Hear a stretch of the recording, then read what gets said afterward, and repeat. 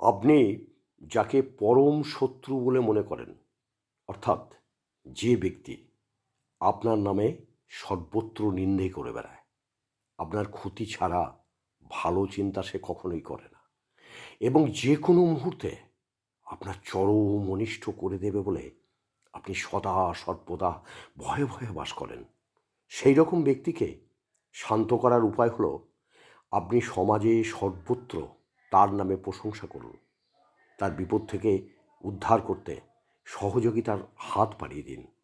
তার প্রতিটি পদক্ষেপকে আপনি সাধুবাদ জানান। এইভাবে যদি আপনি চলতে পারেন, কিছুদিন পর দেখবেন বিবেক দংশনের জ্বালায় সে নিজেকে কিন্তু শুধরে নিচ্ছে। সে ভাবতে শুরু করবে আপনি কত মহৎ ব্যক্তি, আর সে সমাজে একজন ঘৃণ্য জীব।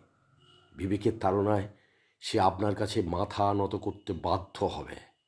জীবনে যত ঝামেলাই থাকুক, চিন্তা করলে কিন্তু বেড়ে যাবে, আর চুপ থাকলে কমে যাবে, আর ধৈর্য রাখলে শেষ হয়ে যাবে।